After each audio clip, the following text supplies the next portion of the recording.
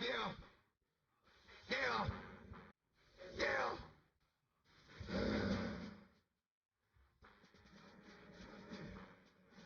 Shit. Motherfucker. Fucking. Fuck what you heard. It's what you hearing. It's what you hearing. It's what you hearing.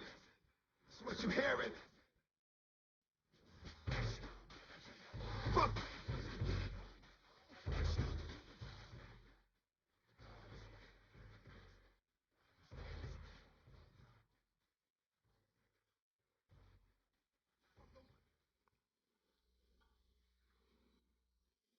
Welcome to the Boys Night Fantasy Football League Network, or, as I've said countless times before, the BNFFLN. Across from me, as always, is co-host Bob. What's up, guys? And I, of course, am Weave. And this is our Week 10 edition of Stardom Situm. Up first, at the quarterback position, Bob, who do you have? We're going to go with Russell Wilson. Versus the Arizona Cardinals. That's right. Russell Wilson has been a huge part of the Seahawks offense. They've been a second half of the year team. I mean, this is past week 8, so we know moving forward they're going to have to get it going, and I think that week starts this week, and I think Russell Wilson's going to be a big part of that. Yeah, he's got a top 10 matchup against what was a once dominant Arizona Cardinals defense. And Seattle, they really have almost no run game in that backfield, and they really haven't all season. It's been a nightmare if you've tried to play anyone like I know I have.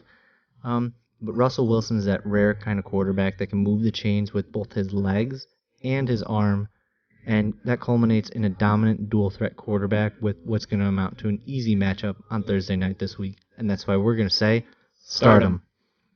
Moving on to our sit of the week at the quarterback position, we have good old Phillip Rivers versus the Jacksonville Jaguars. Whoa, wait a minute. I think I said that wrong.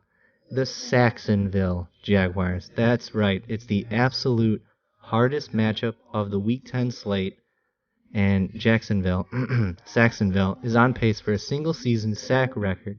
Their defense absolutely gets after the quarterback in the pass rush, which is a weakness of the Chargers' offensive line. And then out in coverage, they're no slouch either. So it's going to be a very tough matchup. Yeah, if anything, I would look for Melvin Gordon to have a big game here. The Jags against the pass have been great, but they've been middle of the pack against the run. So I'm thinking Melvin Gordon, big game because they'll be able to shut down Rivers. So I don't like Rivers in this game. No, not at all. And that's why we're going to say, sit him. Moving on to the running back position. At the start of the week, we have Jordan Howard versus the Green Bay Packers. Why?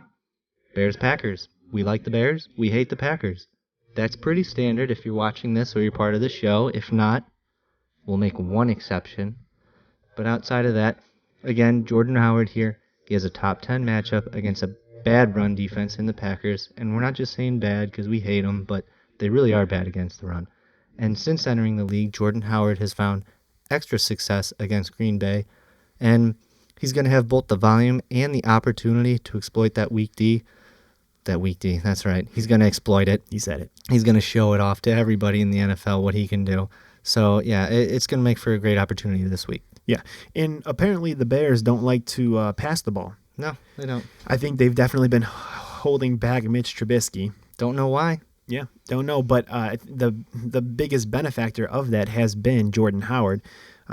So I think unless they change things up this week, I think you can expect Jordan Howard to have another heavy workload. So, I like him this week. So do I, and that's why we're going to say, start him.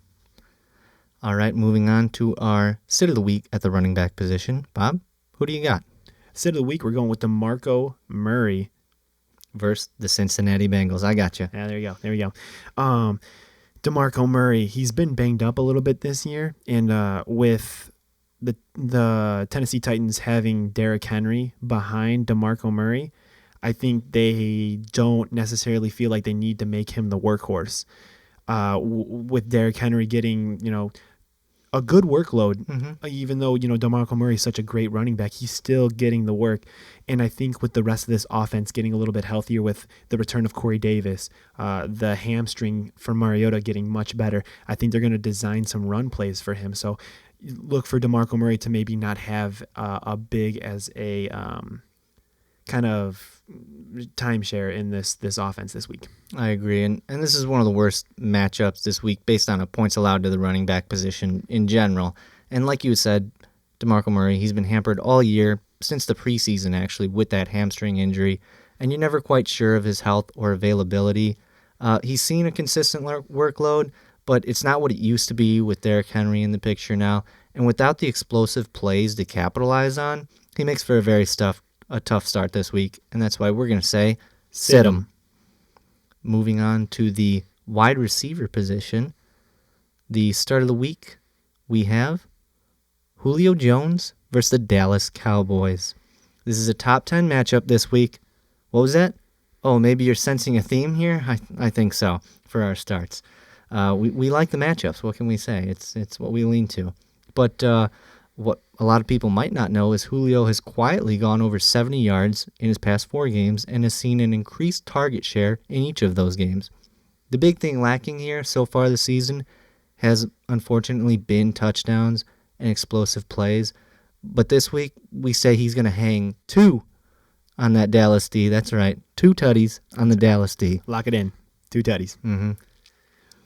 Julio Jones, just, the Atlanta offense in general, I think a lot of people have been talking about that Super Bowl hangover. Every team, it seems like whenever a team goes to the Super Bowl, and especially if they lose, the following season isn't their best year. I think that has factored in, but I also think the change in offensive coordinator has also affected them. Whenever you bring in, you could see, even from like a Bears fan perspective, Jay never had an offensive coordinator for more than a couple of years, and I think that definitely hampered his ability to play the quarterback position. I think that's what's happening to the Atlanta offense this year. But I think they will get it clicking, and I think they get it clicking this week. So when we win a juicy matchup like this for Julio, I hope they get him more involved, and I think they will. Oh, yeah. I agree with all of that, obviously. That's why we picked him as the start of the week. That's right. And that's why we're also going to say start him.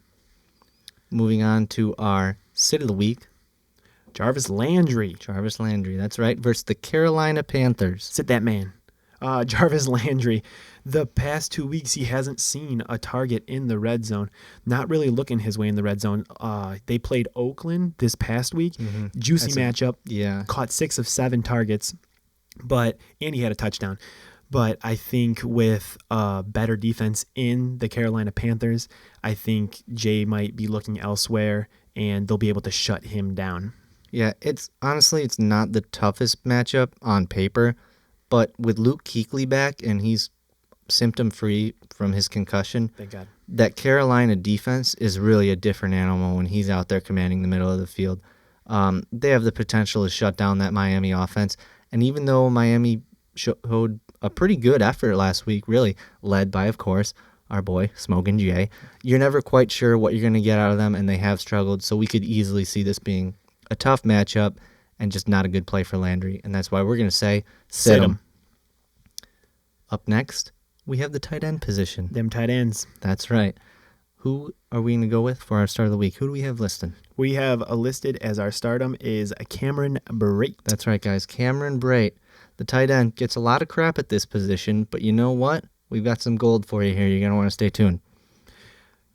Kev, who's not, people are saying, guys, Winston's not playing. Cameron Brate's going to be terrible. Why are you starting him? Well, you know who else is not playing? I know who's not playing. I know you do. Go ahead and ask me. Yeah, who's not playing for the Tampa Bay Buccaneers? Mike Evans is not playing. That's right. Mike Evans and is for those of you that don't know, it's because he went and got himself suspended. Yeah. Good for him.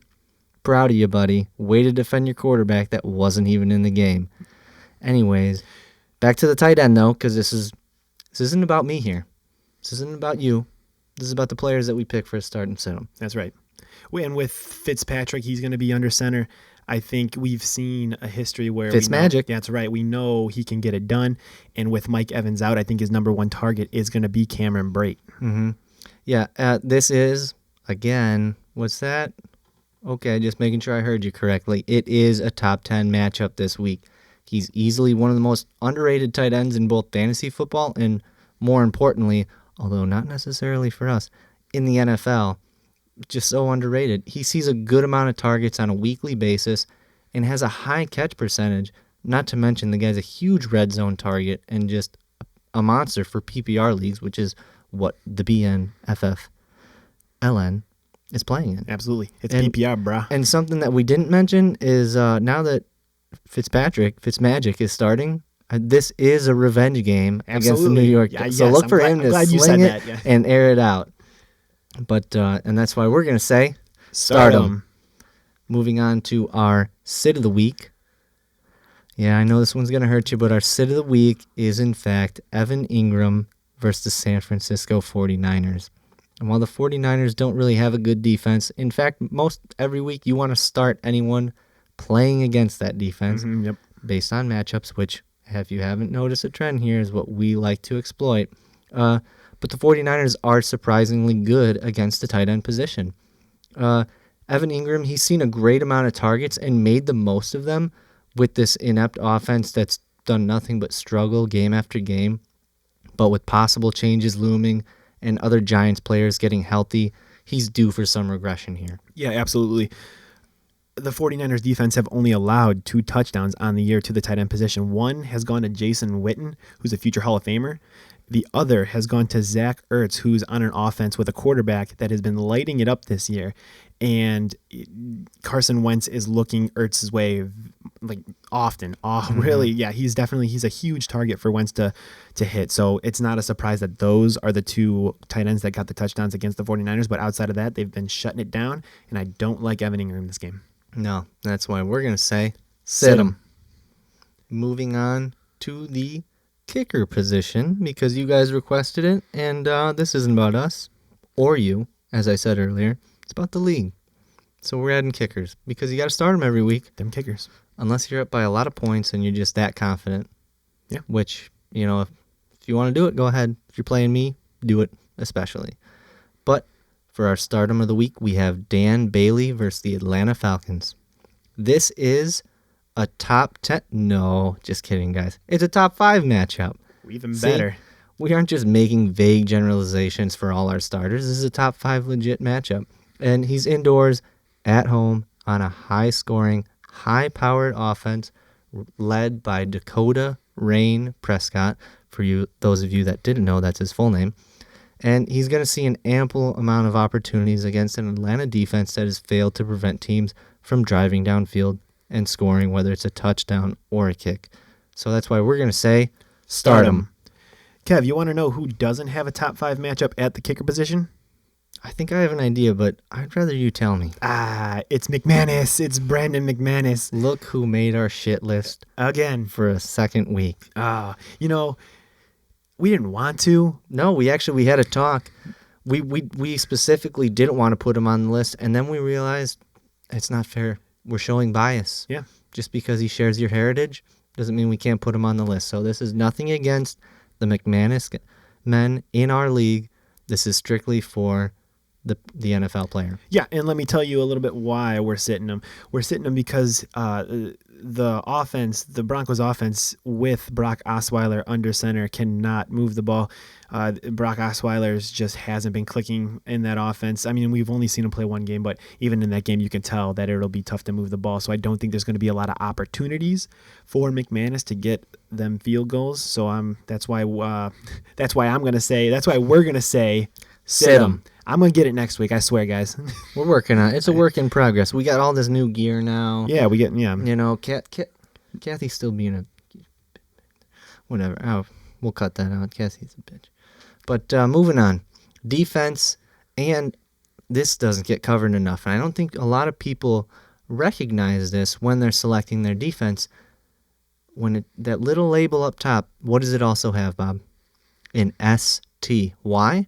Special teams. It's overlooked. People just don't pay attention to it. So a lot of times they're picking a defense based on the matchup, and while that is smart, sometimes you got to look at special teams and how many touchdowns they can score, the factor that they can have on the game, both in real football and fantasy. So the Seattle Seahawks, that's who we got. Start of the week versus the Arizona Cardinals. This is a Thursday night game, and they're notoriously tricky to predict. You don't know if it's going to be a low-scoring, duke it out type game or just a high-flying affair. Either way, Arizona is no longer an elite option with Carson Palmer and David Johnson running the show. They're both on the shelf, injured. And Seattle, while they struggled at times, they still have a lot of those big-name players. They had a solid outing last week and will look to build on that strong defensive outing. And they're that second-half team, so they could easily make a push here and put up plenty of points both on defense and the special teams, which Arizona has not done the best job in coverage against. That's why we're going to say, start 'em. Moving on to the sit 'em at the defensive position. That's right. We're going to go with the Houston Texans against the LA Rams. That's right. The LA Rams, huge surprise this year. Much better team from last year. It's night and day. From what we saw last week, the Houston Texans on defense have been beaten through the air big time. T.Y., 2 touchdowns. They looked terrible. I had them on my bench. Don't worry, we can laugh about it. Ha guys. I had them on my bench. Hey, but you got the win. I got the win. So it didn't matter. That's all that matters. I had to break that losing streak. But anyways, the Rams are playing on fire. Goff is actually looking like the player they drafted to be the quarterback they wanted. Awesome quarterback. So I think that he's going to air it out this week, and he's going to beat Houston deep on a couple of throws. And that's why we say, sit 'em. All right. That about does it. We worked our way through all the positions, from quarterback all the way down to defensive special teams. Special team guys. And we had a lot of fun doing this. I hope you guys enjoyed it this week. But that about does it for this week's edition of the Boys Night Fantasy Football League Network Start 'em, Sit 'em for Week 10. Bob? Weave? Thanks, guys. Oh, and good luck in your matchups this week. No.